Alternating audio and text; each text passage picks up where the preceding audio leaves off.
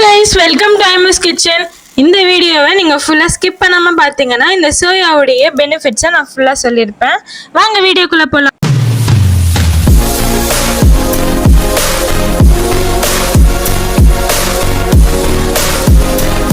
பாருங்க சோயா. இந்த சோயாவை நம்ம 7 மணி நேரம் ஊற வைக்கணும். நம்ம ஃப்ரிட்ஜில் எடுத்து வச்சோம் இல்லையா கோதுமை மாவு, பாருங்கள் எப்படி இருக்குன்ட்டு. கருப்பே ஆக்கலை பார்த்தீங்களா? 1 டே ஃபுல்லாக ஆகிடுச்சு, 24 ஹவர்ஸ்க்கு மேலே ஆகிடுச்சு. ஃப்ரிட்ஜில் அப்படியே எடுத்து வச்சது நல்லா சூப்பராக இருக்குது பாருங்கள். நம்ம அதாவது அந்த காற்று போகாத மாதிரி நம்ம டம்ப் பண்ணி வச்சிட்டோன்னா சூப்பராக இருக்கும். இப்போ நான் இதில் நான் பூரி தான் செய்ய போகிறேன். பூரிக்கு நான் என்ன கிரேவி செய்கிறேங்கிறத பாருங்கள். சோயா பீன் இல்லையா, அதில் தான் கிரேவி செய்ய போகிறேன். அது நைட்டே ஊற வச்சிட்டேன். இப்போ நம்ம அதை எடுத்து குக்கரில் வேக போடலாம். ஊற வச்சேன் சோயாபீன் நல்லா ஊறி இருக்கு பாருங்கள். இப்போ நான் என்ன பண்ணுறேன், இது தண்ணி போட்டு வச்சுருக்கேன் ஒரு மீடியம் ஹீட் வர வரைக்கும். அதில் நான் இதை போட்டு போகிறேன். போட்டுட்டு விளக்கெண்ணெய் கொஞ்சமாக போட்டேன்னா பருப்பு நல்லா சூப்பராக வெந்து வந்துடும். இந்த பருப்பு ரொம்ப ஹெல்த்திங்க. இதில் ஒமேகா ஃபேட்டி ஆசிட் இருக்குது. இப்போ இந்த பருப்புக்கு கொஞ்சம் விளக்கெண்ணெய் ஊற்றிடுறேன். ஒரு சப்ஸ்கிரைபர் கேட்டாங்க, ஏன் நீங்கள் விளக்கெண்ணெய் யூஸ் பண்ணுறீங்க அப்படின்ட்டு. நான் விளக்கெண்ணெய் நம்ம குடலுக்கு க்ளீன் பண்ணுவோங்க, ஸ்கின்னுக்கு நல்லது. ஹேர் டேண்ட்ராஃப்க்கு இந்த ஆயில் நீங்கள் ஹேருக்கு டைரெக்டாக கூட அப்ளை பண்ணலாம். இதோட பெனிஃபிட்ஸ் நிறைய இருக்குப்பா, யூஸ் பண்ணி பாருங்கள். சோயாபீனுக்கு கிரேவி செஞ்சுக்கலாம். அது வெந்துட்டுருக்கு இல்லையா, அதுக்குள்ளே நம்ம இங்கே கிரேவி செஞ்சுக்கலாம். ஆயில் நல்லா சூடானோடனே ஃபஸ்ட்டு நம்ம சீரகம் 1 டேபிள் ஸ்பூன் போட்டுக்கலாம். சீரகம் நல்லா பொரிஞ்சு வரணும். இதுக்கு கடுகெல்லாம் போடக்கூடாது. வச்சு நம்ம ஒரு வெங்காயத்தை பொடிசாக நறுக்கி வச்சுருக்கேன், அதை போட்டுப்போம். போட்டு வெங்காயம் வதக்கிறதுக்கு நம்ம கொஞ்சமாக உப்பு போட்டுக்கலாம். ஏற்கனவே நான் பருப்பில் கொஞ்சம் உப்பு போட்டு வேக வச்சுருக்கேன் இல்லையா, இப்போது வெங்காயத்துக்கு கொஞ்சம் போட்டுக்கலாம். அப்புறம் கிரேவி கன்சிஸ்டன்சி பார்த்துட்டு உப்பு தேவைப்பட்டுச்சுன்னா உப்பு போடலாம். சரியா? ஓகேம்மா. சேஞ்ச் ஆகிடுச்சு. நம்ம இதுக்கு கொஞ்சமாக 1/2 டேபிள் ஸ்பூன் கிட்ட தான் இஞ்சி பூண்டு பேஸ்ட் போட போகிறோம். இஞ்சி பூண்டு பேஸ்ட் பச்சை வாசனை போட்டோம். இஞ்சி பூண்டு பச்சை வாசனை போனோடனே நம்ம தக்காளியை நான் 1.5 தக்காளி எடுத்து பேஸ்ட் பண்ணி வச்சுருக்கேன். இந்த பெரிய தக்காளி, அதனால் 1.5 தக்காளி எடுத்துருக்கேன். சின்ன தக்காளினா நீங்கள் ஒரு 2 தக்காளியும் எடுத்துக்கலாம். போட்டு இது நல்லா பச்சை வாசனை போகிற வரைக்கும் நம்ம எடுத்துக்கலாம். இப்போ இந்த ஸ்டேஜில் நம்ம மஞ்சள் பொடி 1/2 டேபிள் ஸ்பூன், மிளகா பொடி 1 டேபிள் ஸ்பூன், அப்புறம் தனியா பொடி 1 டேபிள் ஸ்பூன். நம்ம போட்ட மசாலாலாம் நல்லா ஒன்று போல் சேர்ந்து எண்ணெய் பிரிஞ்சு வரணும். எண்ணெய் பிரிஞ்சு வர வரைக்கும் வெயிட் பண்ணுவோம். ஓகேம்மா. இப்போ நம்ம இந்த சைட் பூரியும் ரெடி பண்ணிட்டு வந்துடலாம். பூரி சுடும்போது எப்பயுமே ஆயிலில் இந்த மாதிரி பண்ணணும். நான் ஒரு ஹோட்டலில் ரோட்டு கடை ஹோட்டலில் பார்த்தேன்.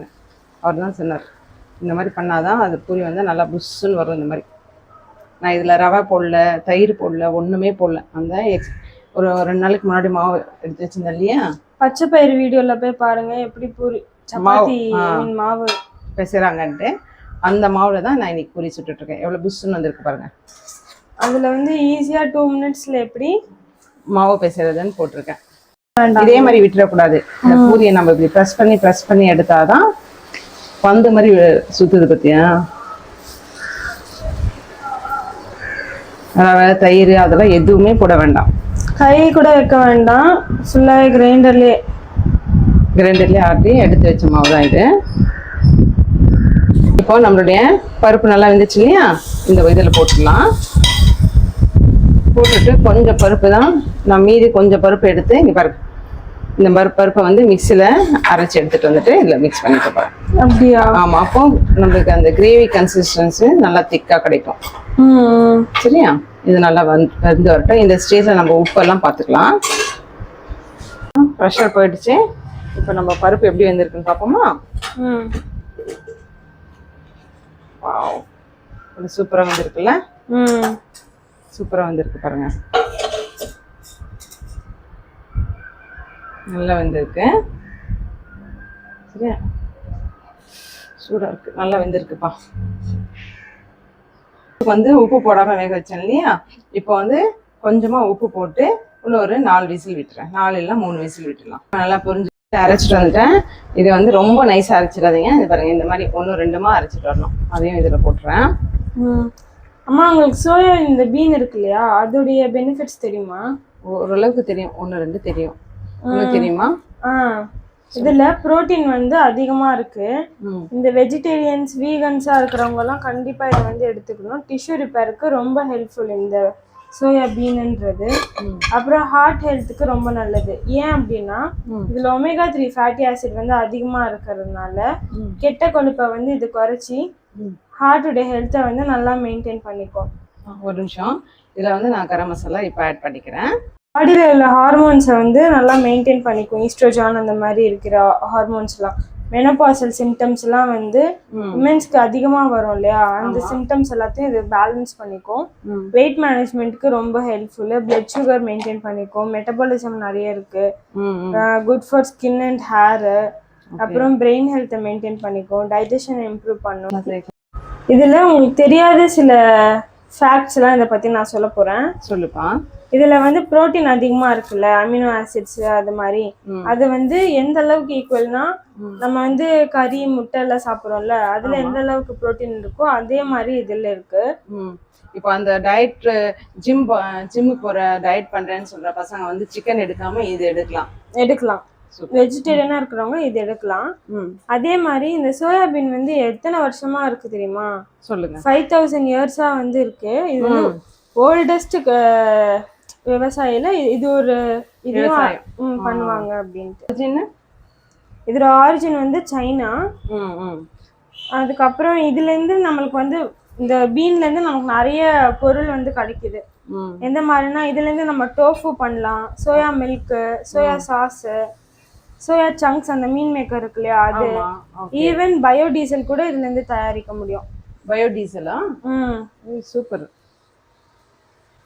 சோயாபீன் கறி வந்து யாரும் மிஸ் பண்ணாமல் சாப்பிடுங்க, ட்ரை பண்ணுங்க. நான் இதுலேயே வந்து இட்லி சோயா வித்தவுட் உளுந்து சேர்க்காம இட்லி எப்படி செய்யலாம் அப்படின்ற ரெசிபியும் நான் போட்டிருக்கேன். அதையும் போய் சர்ச் பண்ணி பாருங்க. நெக்ஸ்ட் அந்த இட்லியை வந்து கண்டிப்பாக வீக்லி ஒன்ஸ் கண்டிப்பாக செஞ்சு கொடுங்க. ஏன்னா இவ்வளோ பெனிஃபிட்ஸ் கேட்டிங்க இல்லையா, இவ்வளோ பெனிஃபிட்ஸ் கேட்டுட்டு இந்த பருப்பை வந்து செய்யாம நீங்க கேட்டீங்கல்லம்மா, ஜிம்மு போறவங்க வந்து எடுப்பாங்களா அப்படின்ட்டு. ஜிம்மு போறவங்க எடுக்கிற புரோட்டீன் பவுடர்ஸ் இருக்குல்ல, ஆமா, அதுல முக்கியமான ஒரு சப்ளிமெண்டே வந்து இந்த சோயா தானா. ஓ, அப்ப நம்ம டைரக்டா நம்மளுக்கு இதே மாதிரி எடுத்துக்கிட்டோம்னா ஒன்றும் நல்லது இல்லையா? இதே எடுத்துக்கலாம். ஆனா இது வந்து ஒரு பார்ட் தான் அந்த புரோட்டீன்ல. அது இல்லாம அவங்க நிறைய சேர்க்கறாங்க. ஓகே. அது மட்டும் இல்லாம இந்த குட்டி குழந்தைங்க இருப்பாங்க இல்லையா, இப்ப பிறந்த குழந்தை, கை குழந்தை எல்லாம் இருக்கும்ல, நியூ பார்ன்ஸ் இருக்கும்ல, அவங்களுக்கு வந்து பேபி ஃபார்முலா எல்லாம் கொடுப்பாங்கல்ல, இந்த இல்லைன்னா லாக்டோஸ் இன்டாலரண்ட் குழந்தைலாம் இருக்கும், அவங்களுக்கெல்லாம் வந்து இந்த சோயால இருந்து தான் அந்த பேபி ஃபார்முலாவே உருவாக்குறாங்க. Okay okay. அதாவது அதாவது பாலோட அலர்ஜி உள்ள பசங்களுக்கு, குழந்தைங்களுக்கு இந்த இது சோயா சங்க்ஸ், சோயா பீன்ஸ் இதுல இருந்து தான் அவங்க பேபி ஃபார்முலா மில்கே உருவாக்குறாங்க. Okay okay, super. இப்போ இந்த ஸ்டேஜில் நம்ம உப்பு செக் பண்ணிக்கலாமா? இது நான் வந்து பூரி கூட சாப்பிட்றதுனால கொஞ்சம் திக்காக தான் செஞ்சுருக்கேன். இப்போ இந்த பருப்பை குட்டி பசங்க வந்து இவ்வளோ பெனிஃபிட்ஸ் கேட்டுட்டு இதை சாப்பிடாம விடுவாங்களா? சாப்பிட்டே ஆகணும்.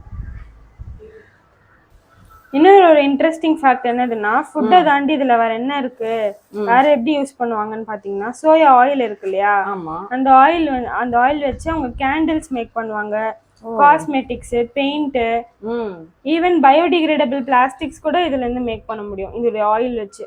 ஓகே ஓகே, சூப்பர்ல. இந்த ஸ்டேஜ்ல உங்களுக்கு கஸ்தூரி மேத்தி வேணும்னா கஸ்தூரி மேத்தி போட்டுக்கலாம். பட் நான் இன்னைக்கு போடல, கொத்தமல்லி போட்டிருக்கனால நான் கஸ்தூரி மேத்தி போடல. நம்ம பூரி கூட எப்படி சர்வ் பண்ணுறேன்னு பாருங்க. புசு புசு பூரியும் ஹெல்த்தியான சோயாபீன் கறி. இந்த வீடியோ பிடிச்சிருந்தா மறக்காம லைக் பண்ணுங்க, ஷேர் பண்ணுங்க, சப்ஸ்கிரைப் பண்ணுங்க. எவ்வளோ பெனிஃபிட்ஸ் உள்ள இந்த சோயாபீனை மிஸ் பண்ணாம சாப்பிடுங்க. வேற ஏதாச்சும் உங்களுக்கு பெனிஃபிட்ஸ் தெரியணும் அப்படின்னா என் டிஸ்கிரிப்ஷனை போய் பாருங்க. நான் இன்னும் நிறைய பெனிஃபிட்ஸ் ஆட் பண்ணி அதுல போட்டிருப்பேன். நிறைய இன்ட்ரெஸ்டிங் ஃபேக்ட்ஸும் நான் அதுல வந்து ஆட் பண்ணியிருப்பேன். உங்களுக்கு வேற ஏதாச்சும் இதுல டவுட்ஸ் இருக்கு, வேற ஏதாவது சொல்லணும்னா மறக்காம கமெண்ட் பண்ணுங்க. வாங்க சாப்பிடலாம். தேங்க்ஸ் ஃபார் வாட்சிங். பாய்.